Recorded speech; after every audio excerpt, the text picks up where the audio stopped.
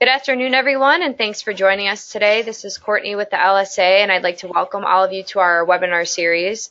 Today's webinar is titled Overcoming the All-in-One Sales Challenge and will be brought to you by our guest presenters, Charles from the Tech Adoption Index and Ziv from Camilyo.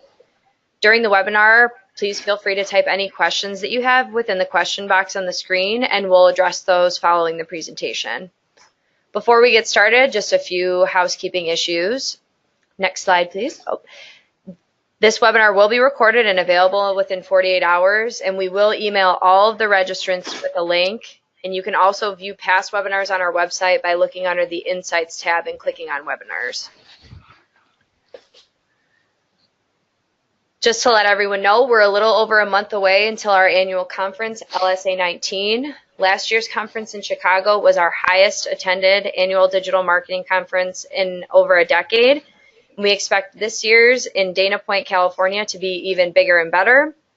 Agencies, brands, and media companies will be in attendance to network and learn from leaders in local marketing. And if you're interested in learning more about this, you can visit thelsa.org/LSA19. And with that, let's get started. Over to you, Charles and Ziv. Thank you, Courtney, and welcome to the webinar. Thanks everyone out there for joining us today. I'm Charles Laughlin, and as Courtney noted, I work with the LSA in a few things, but primarily something called the Tech Adoption Index, which I hope you're all familiar with. It's a program within the LSA all about the small business shift to the cloud to run their businesses more efficiently and effectively. And we have an annual survey or biannual survey called the Tech Adoption Index. We have a blog and a podcast called Above the Cloud, and we've also later this year we'll be doing an SMB related event that we'll have more information for you on very soon. So what we're going to talk about today on the webinar, we're going to sort of dive into some of the themes that were surfaced in a report that we recently produced with our friends at Camilyo called the All-in-One Sales Challenge. And in that report, we talked to a number of people about some of the overcoming some of the obstacles to selling all-in-one software solutions. But before we dive into that further, I want to introduce, you obviously have already met me, but I would like to introduce Ziv Koren from Camilyo. Hello, Ziv, how are you today? I'm good, thank you, Charles. Good, good, thanks for joining us today. And thank you for sponsoring our efforts to put this report together. We hope all those of you who haven't read it will read it after this webinar. Ziv, before we get started, why don't you just give us the elevator pitch on what Camilyo is and what Camilyo does before we get going. Sure. So essentially, Camilyo was, I would venture to say, was the first to launch a true all-in-one white label platform for SMBs that covered the entire funnel from marketing to sales and business productivity and of course online presence. And in the 4 years since we launched the first version of Camilyo, we were able to see a lot of our partners kind of going through the process of selling it, marketing it, and I believe that we've kind of learned a bit from what works, what doesn't work, and how we maybe can do things better. Great, great. Okay, well, we'll get into all that as we move forward here. So before we get started, let's kind of lay out what the agenda is, what we're going to cover today. And first, we're going to talk about, when we talk about all-in-one solutions, we want to kind of explain what we mean by that, and then also explain why there is a strong argument for going to market with an all-in-one software solution for small business. And then what we're going to do is we're going to march through several people that we talked to for the report, what each of them shared in terms of some of the challenges they have and how they overcome some of those challenges. And those interviews sort of unpacked a bit of something like a playbook for selling all-in-one, excuse me. And then some of the pitfalls to avoid as well. And then we're kind of wrap it up with just a very short bullet point view of what we see as some of the future imperatives for selling these all-in-one packages. So, and then we'll take your questions, as many as you have. Okay, so let's get going. So first of all, it's important to sort of set the stage as to why the full stack, all-in-one. We kind of use those somewhat interchangeably. They're more or less, they're similar, maybe not exactly the same. But what we mean by either full stack or all-in-one is if you can imagine a solution for small businesses that doesn't do just one thing for them, but solves a number of problems and has them all interconnected and interlinked. It could begin with any specific solution like CRM or marketing automation or something like that. But from that, you build all of the elements that a small business would need, either for marketing or for marketing and perhaps back office solutions. So, maybe Ziv can offer a little more detail there later, but that's basically what it is. And a number of companies out there offer some version of this. If you think of like Zoho One is sort of a good example of that. And companies like GoDaddy and Square and others have some version of this. And if you think of DexThrive and some others out there, a number of companies in the local search industry are beginning to offer full stack or things that are beginning to look like full stack solutions. So the reason behind that is there's a number of reasons. There's always been a truism in the industry, the local search industry, that if you sell one product to a small business customer, they churn at a higher rate than if you sell them two, and then if you sell them three, the churn rate goes down, and so on and so forth. So the more products you have with the customer, the less likely they are to churn. Full stack sort of addresses that need to manage churn, and obviously more products per user generally relates to a higher ARPU, and everyone wants to get more value per customer, so that's always a strong imperative or reason to do this. It's also the more products you have, the easier it is to find the right solution for that customer, and we'll get into that a little bit more. This idea of using your service channel after sale to add on products based on need and so on and so forth. And, more products obviously gives you more flexibility. So Ziv, do you want to add any color to that before we move on? Yeah, so this is, of course, is like the vendor perspective, but I would also like to add the consumer or the SMB perspective, because today simply in the new digital age, when the end consumer is expecting an end-to-end service experience, point solutions just don't cut it. To provide an experience that goes across the funnel, you simply need to have multiple solutions. But those multiple solutions, if they're not integrated, they're beyond the capability of most SMBs to kind of cobble them together into something that really works together. And then this is where we saw the need, and I think now most of the industry sees the needs for a true full stack integrated solution that really covered the entire journey of the consumer when he's interacting with the SMB. Okay, and to amplify that point, the Tech Adoption Index survey, which we've conducted 3 waves of, the most recent wave was conducted in November, or completed in November, and one of the questions we've been asking in each of the waves is for small businesses to indicate their level of interest in something that solves all of their issues. Now, the Tech Adoption Index addresses the question in a specific way because we ask small businesses about their adoption of technology across all elements of the business operation. That includes front office and back office. By that we mean sort of customer acquisition, marketing, and so on, through to CRM, and then also back office functions like HR, payroll, finance, supply chain, and so on. So we ask about that full, full small business operating system, for lack of a better term. And we ask them specifically, would they prefer working with a single company for each of these, a point solution for each of these functions, or would they prefer to work with someone that brings all or most of these solutions to them in one, one login, one bill, et cetera. And the overwhelming number, and this wave had the highest favorable response for that idea of preferring someone to bring it to you all in one piece. Now the issue, of course, always is, indicating a preference for it is different from actually delivering that to the customer. But the demand is clearly there, and it's been very consistent in the data that we've been gathering.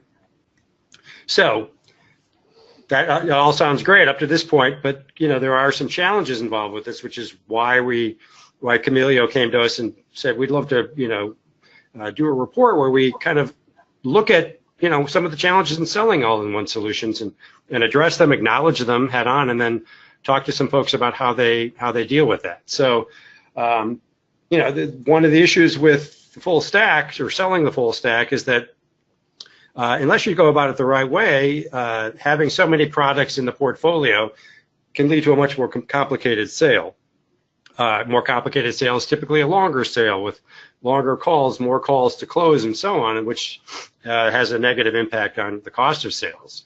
And then there is an opportunity, if it's not done properly, to confuse the customers if you go in and say, we have 16 different solutions and it's all in one box and we're going to tell you all about each of them and what they do and how they work together. And it's easy to see a customer scratching their heads or their eyes glazing over if that conversation isn't handled well.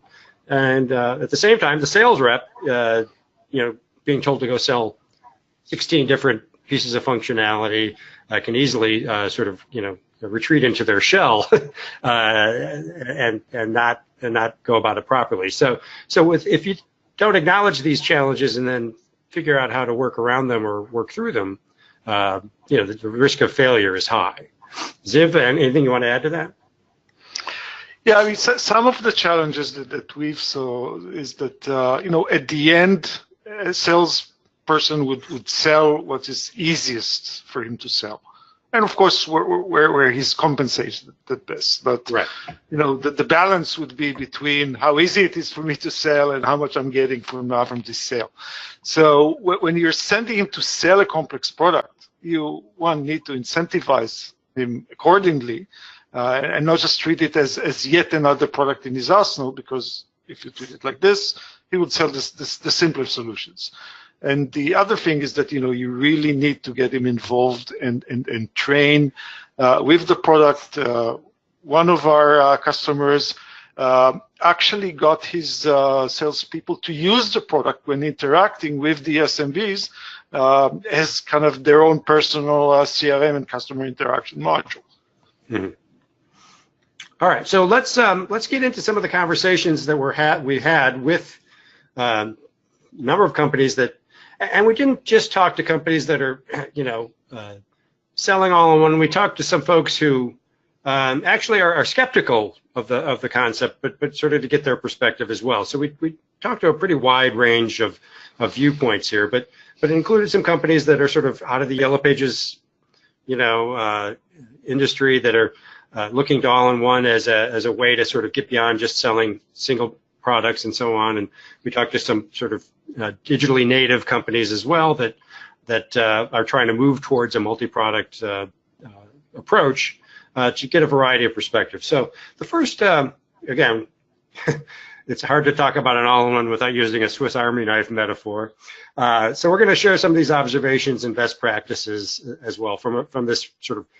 This is a sampling of the folks that we talked to in the report. There's a few others that we, in the interest of time, left out of this webinar. So first of all, we talked to Josh. Josh is a friend of the Tech Adoption Index. He's on our advisory council, our board of advisors, and he's spoken at a number of LSA and Tech Adoption events. And yeah, we use guest on our podcast as well. And Josh, has a somewhat contrarian view on this, but he also, understands the need, the imperative to have, the more products you sell, the more retention you have, and so on. And they're out, broadly, which is basically sells a reviews management product, has as a perspective on this. And Josh's view is that, selling the full stack, again, he was sort of a big one to make this point about, you don't want to risk your customer acquisition costs, because his model is an inside sales model where the time of the sale on the sales call is managed very precisely. And if it starts to expand too much, his model, doesn't work. So he strongly, needs to keep that sales call, limited to a certain amount of time. So his notion is that, it's more of get the initial sale and then sort of use after-sale support to build that stack. And he was the first one to sort of bring up this notion in the conversations we had of the wedge, which is to find that one product that makes sense for that customer and use that as sort of the way in, to establish that relationship. And for them, it's reviews management. For other companies, it's other things.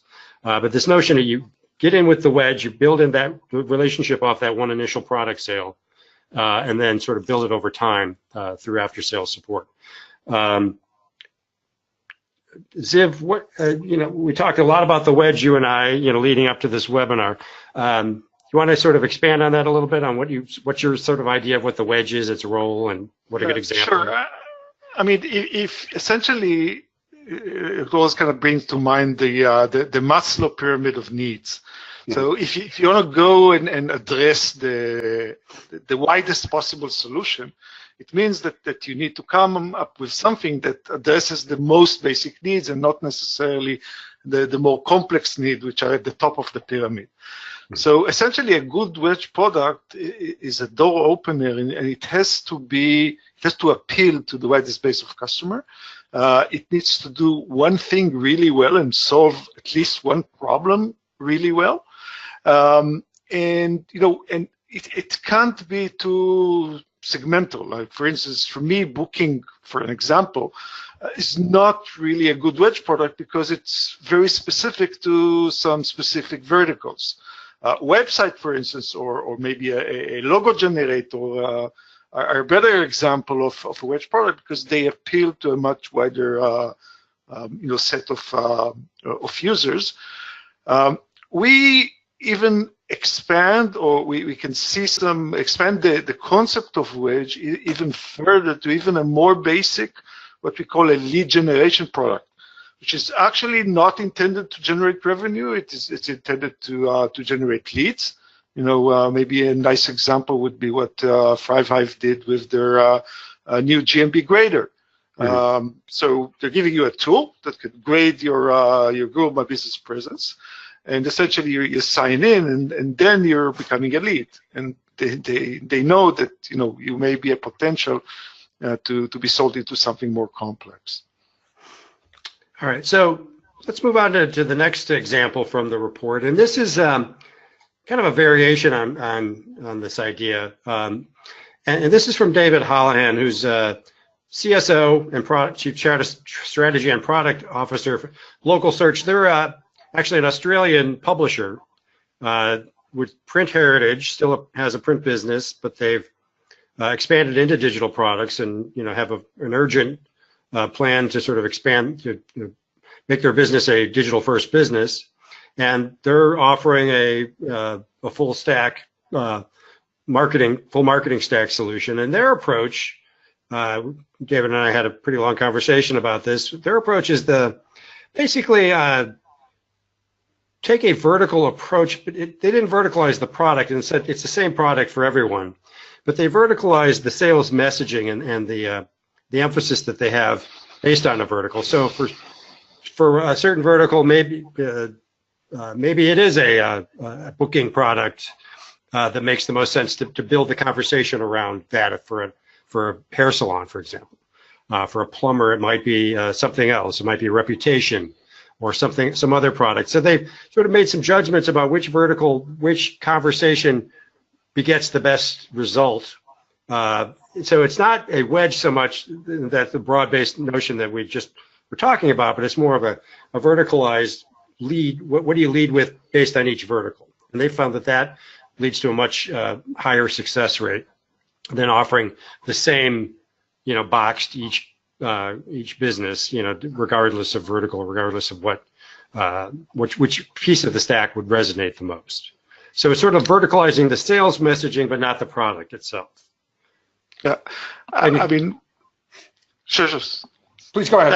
I just wanted to kind of color this a bit. When our customer success team worked with Dave's team on this, one of the things that they came up with is that you can paint the all-in-one in vertical colors. And I'll give you an example. For instance, when you're selling it to a gym, don't call contacts, but call them trainees.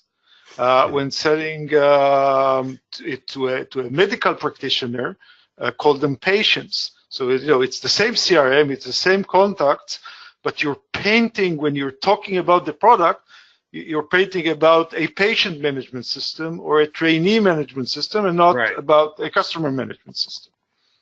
Right. It's about using the language of that vertical. Exactly. As well. Okay.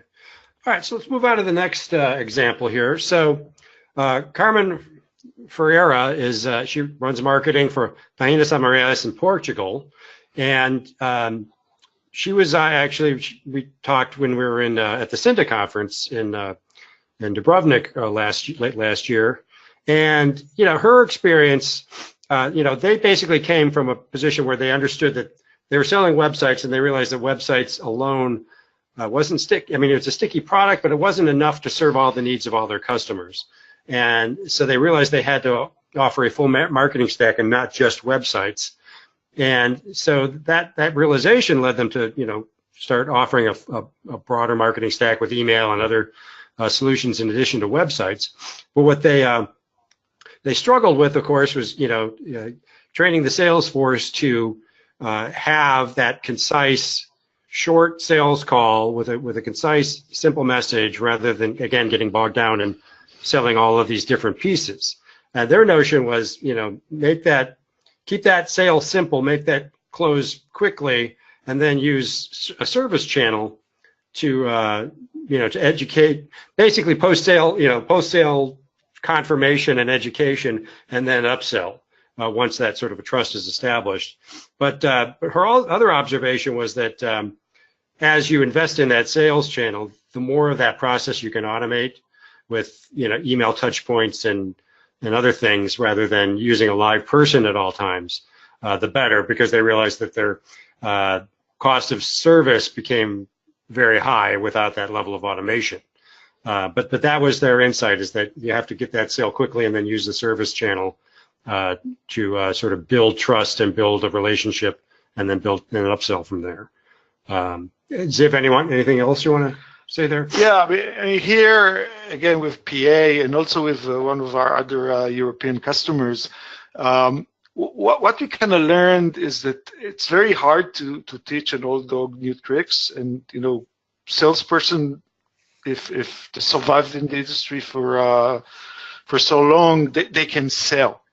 But trying to teach them to start explaining to the SMB how this can help him, and kind of dive deeper into the value part, is really, really hard. They resist it. They don't do it well, and you're really just not using them in the right way. However, it is much easier to take younger students, someone who's a young millennial, is a technology savvy, he's actually interested in learning a complex tool, and then explaining its value to someone else, and use them as this layer of the customer success layer that can actually now take the SMB through explaining the value, explaining how to properly use the system. So by creating those two tiers, you're actually letting sales do what they do best. That's get the foot in the door, get the sale, and then get someone who's probably cheaper and just a better fit for the role. Do the value add, and lead the SMB through how to properly derive value from such a system. Right, which is kind of it's a very important point, because I think as sales is evolving into a situation where small businesses aren't really that interested in having people walk through the door, ask them a bunch of questions, take up a bunch of their time through some sort of needs analysis, and then end up just sort of pushing the same box that they were planning to sell when they walked in the door in the first place. There's much more of there's a higher resistance to that kind of selling these days, and it's starting to show up in our data, this notion of not really wanting to talk to salespeople. So, but having conversations with somebody who is, interested in in your business, and interested in helping, and interested in helping you learn how to use the tools that you have, that's a different mindset. That's not the sort of hunter-killer salesperson. That's much more of a nurturing kind of relationship. And those people, I think, are going to become in higher value over time. Okay, so why don't we move on to, we got a couple more examples from the report. We also talked to Jackie Cook, who runs strategy at Vendasta. Most of you've probably run into Vendasta as well. She's spoke at our conference. She's been on our podcast as well. And we've had a number of conversations about research that Vendasta has done about what retains customers on your platform. They're big advocates of the full stack as well. And, they've tried to understand, what brings you in and what keeps you there and what helps you grow. And, there's a number of points that you can go to the paper to read fully, but the one that sort of stood out was this notion of establishing trust.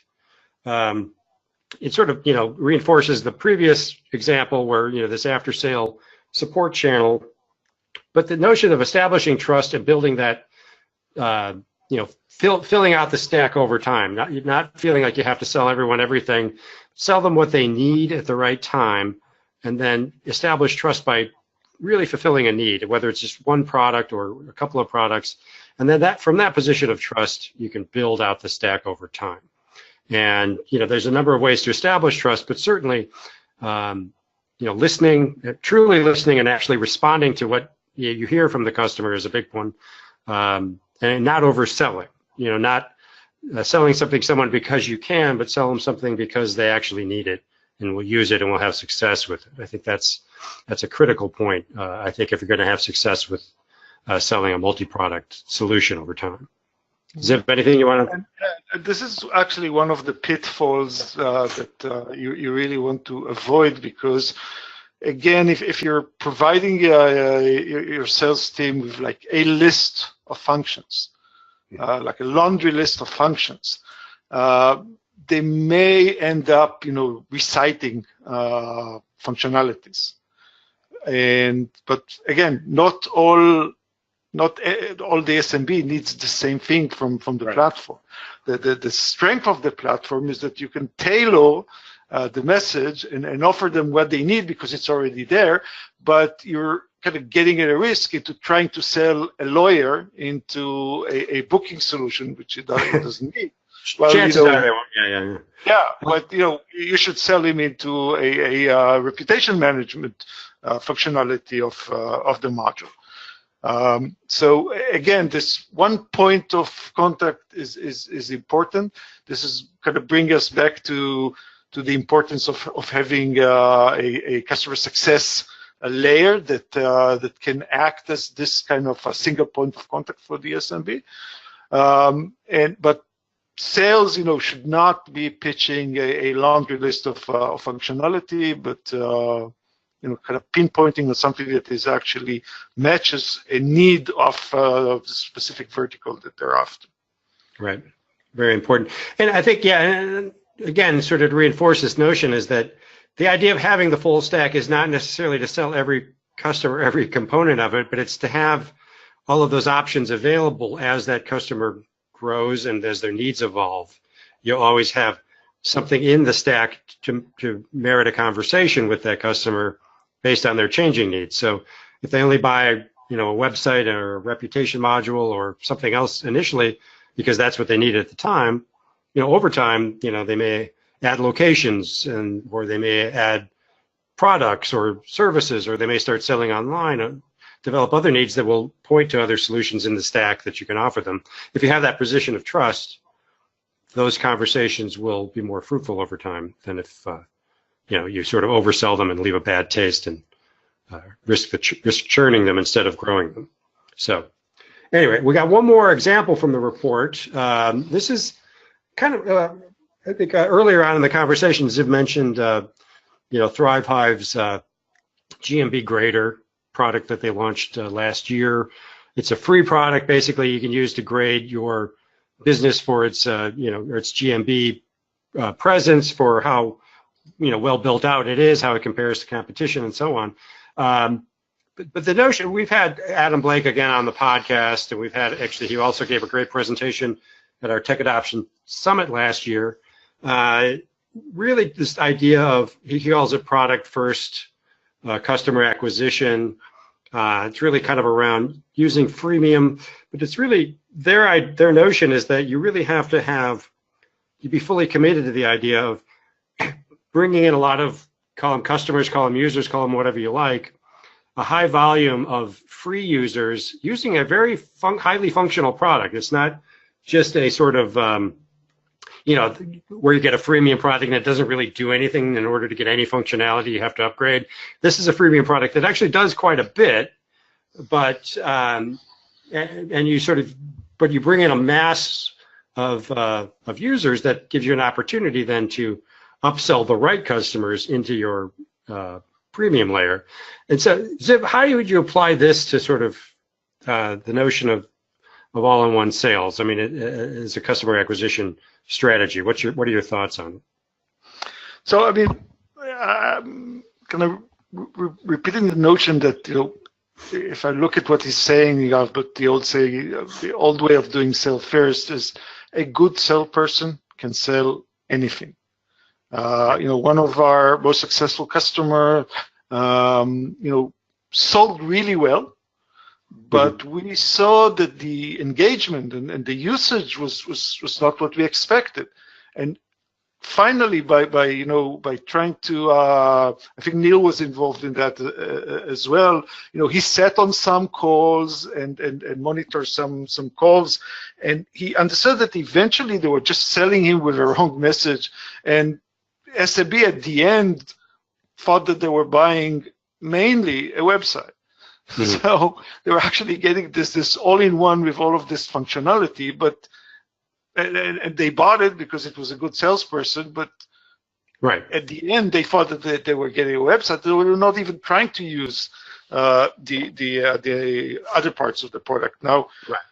That's a cynical sale, and that just doesn't fly these days. That's just not. It is, but to be honest, this is again part of what is hard to kind of reshape or have salespeople relearn what they do best. So right.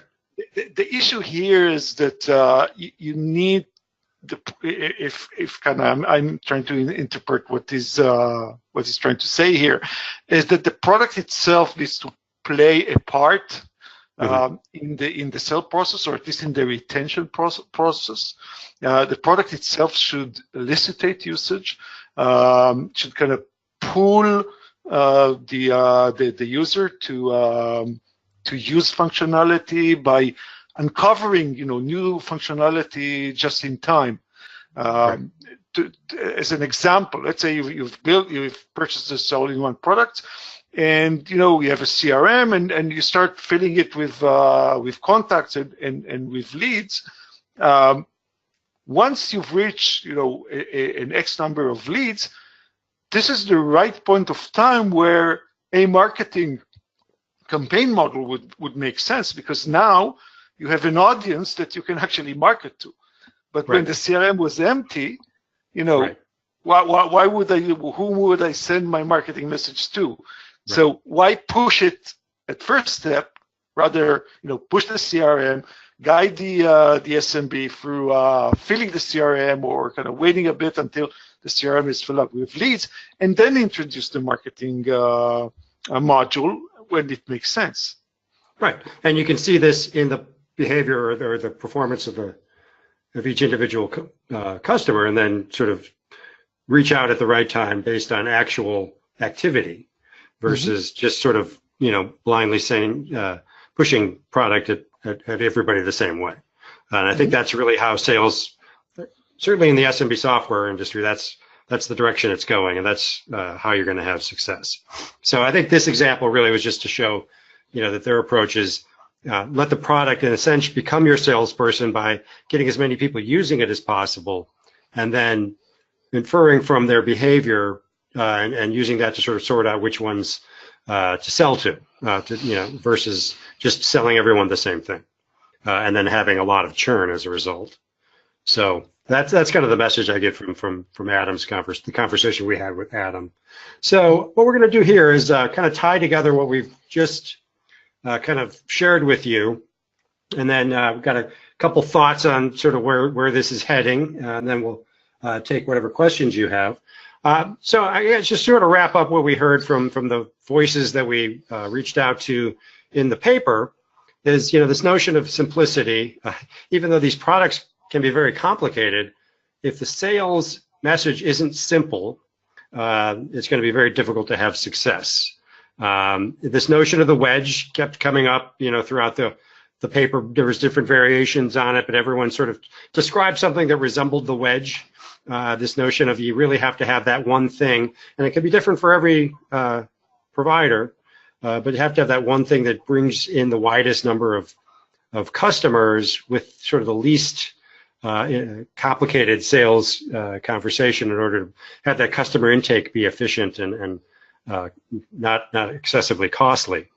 And then from there, of course, using that service channel to then sort of build on that initial customer relationship. Automation is going to be very critical to all of this over time. I mean, I think service will always have a human layer, I believe, but increasingly it'll be a human layer that's guided by automation. In other words, every outreach by a human being is going to be guided by some sort of intelligence in the system that makes those the chances of success for each interaction higher. And I think that's going to improve over time and become more and more automated.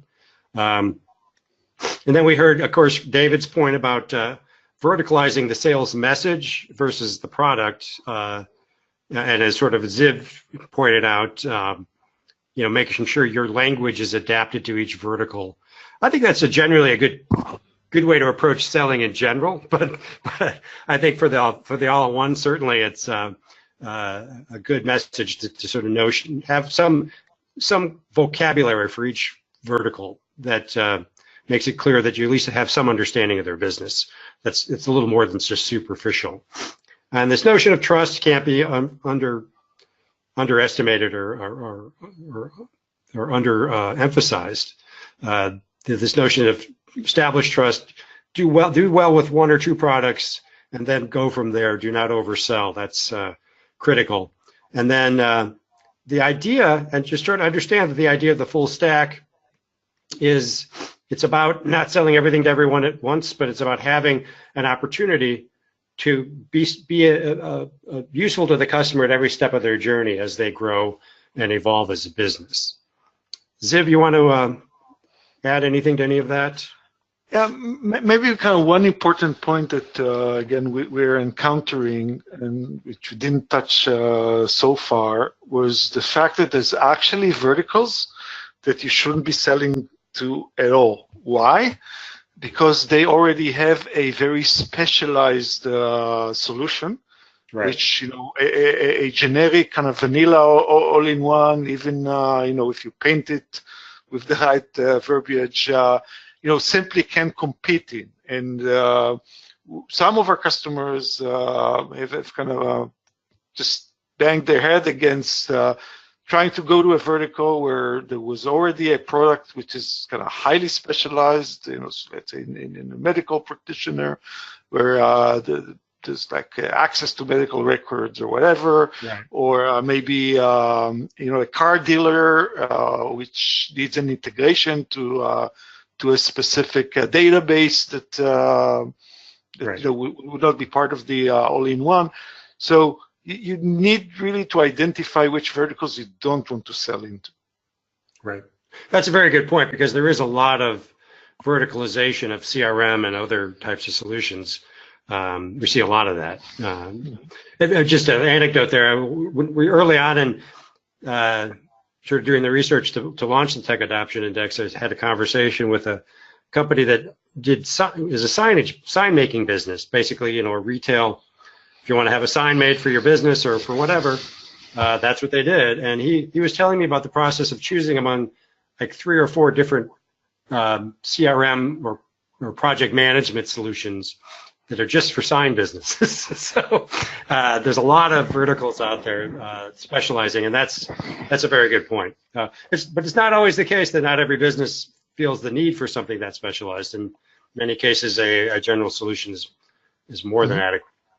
So, okay, so last thing we want to kind of just touch on is what's kind of the future look like? And some of this is present plus future. These are a lot of the things we're starting to see happen already, and we'll just kind of touch on these, and they're touched on to some degree in the report, but I think some of these are going to be themes that we're going to be talking about a lot more going forward, and on the podcast and the blog, at our events, and so on. One of this notion that people talk about millennials a lot, and I'm always a little cringe a little when it says millennials like this and that, because I find that these conversations are way too generalized. But there is data that is segmented by age. It does produce some very unique findings. So there is a generational component to attitudes about technology and other things, and these are meaningful and worth noting. So my discomfort with millennial generalization notwithstanding, there is this notion of that increasing resistance to being sold or having an interaction with salespeople. We actually recently did a survey where we asked about service models and whether people prefer DIY or do it yourself or do it for me, DIFM or whatever. And there's more of a DIY leaning among younger business owners, and also more of a resistance to, I will do something just to avoid, more of that notion of I'll do something just to avoid talking to a salesperson is a little bit more prevalent among younger business owners. So that seems to suggest that buy it yourself, which is something we talk about a lot, this notion, which is different than do it yourself. Do it yourself is when you build the website. Buy it yourself is when you buy the website. Maybe you buy it and pay for it, and then somebody else builds it for you, but you bought it online. You didn't talk to a salesperson. So I think DIY is something that's going to become increasingly important. Doesn't mean sales is going away, but I think we're going to see more desire to self-purchase. Ziv, how would you add anything to that? Is that how you see it? I mean, for us, we've been on the DIFM side of the fence, from the inception of Camilyo, and even before we came up with Camilyo, and we're still mainly a website builder company. But we definitely see the shift, and I would dare say that today, if someone is not adding a DIY option to his arsenal, he's putting his future in risk. Mm-hmm. And part of it, again, as the need to cover more and more of the end customer journey, it means that there are just parts. Websites could be a service. You can DIY it, but most people would prefer that someone would do it for them. Running PPC campaigns is a service. Even managing an FB Facebook page with posts can be a service. But the actual interaction between the SMB and his customer, done through a CRM and through email campaigns, and responding to quotes, approving booking, asking for a review when it's proper. All of those are DIY activities. I mean, no one can do it but the SMB. And once you provide them with tools that enable to do them better, they need to be a DIY. So you're no longer just sitting and talking about a DIFM versus DIY, but you're talking about DIFM and DIY, because some of the activities that he needs to do are simply something that he cannot really hand over to an external. So for us, DIY is no longer a question. It's a must. It can live along and with DIFM, but you simply can't ignore it anymore. Right. It also adds, a lot of implications, because, for instance, when you're designing a product to be DIY ready, it means that at the end of the sale, whether it was a person-to-person sale or whether it was a DIY sale, the product needs to be ready to work. There can't be any wait or a lot of complex setup features that the SMB, he's not coming to work for me. Right. The product it needs to work for him. Right. And as we touched before, upsells should be pushed by the product using smart business rules that just pushes functionality just in time. Right. We gave the rule of a CRM. Another example would be you got the guy to connect his Facebook and GMP pages. Now it's a great time to offer him a reputation management, because you can actually pull his ranking from his star ranking from FB and GMB and push real-time reviews for him to answer. But he needs to first go through the process of actually having a Facebook and a GMB page. Right. So let's pivot to this next point about needing an online sales strategy. I mean, I think a lot of, depending on what kind of company you are, a lot of companies, for example, let's say a traditional media company that brings one of these solutions on board and they sell to their existing customers with their existing sales force with some success, I would imagine, in many cases. But if you want to grow that, if part of the reason you bring these products on board is to expand your customer base, that's not always so easy to do with your existing sales force. Maybe businesses outside of categories you typically deal with, and so on. So that's where I think an online sales strategy comes into play. Ziv, is that kind of how you see it, or what else would you say to that? So yes, as I said, I think that the online, at the end, relying solely on person-to-person sale and on the IFN type of services, meaning that you're hitting, there's so much, you can't scale it endlessly. Right. It depends on the amount of salespeople you have. It depends on the amount of fulfillment people you have, and while DIY inherently, can scale almost, with no real limit. If you know how to bring in leads and customer at a cost which is lower than their lifetime value, then essentially this machine can go on and on, as is well demonstrated by the like of Wix. Right. So, again, DIY is here. We need to embrace it. It's not going to become a smaller piece of the no of the business. And I think again, and it has a lot of impact also on the products. A very good example is actually Wix. Wix were like probably are the most successful website, like DIY website builder out there. But half a year ago, they came up with a different website builder, which they called ADI, Advanced Design Intelligence. Now, why do they need to come up with a simpler website builder when they were like the king of the DIY? Because they knew very well that their product was not actually used by any SMB, but it was used by freelancers and designers and stuff. And at the end, they wanted to expand the conversion ratio. And they understood that they need to come up with a really, a different kind of website builder, which is kind of really DIY ready, that your grandma or your grandpa can actually build a site with. And to a little bit of self-promotion, we kind of got this as well, and we will be launching our version of ADI at Cinda, but it's certainly a trend, and how at least we are adapting to this need of DIY.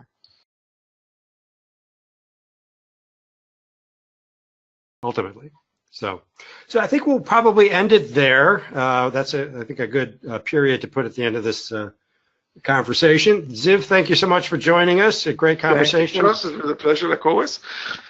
And thanks to all of you for joining us. And Courtney, we're done with no more housekeeping. We can wrap this up. We're all good. Just one thing: if anyone does have questions or would like to be connected with today's speakers, just email us at webinars@thelsa.org.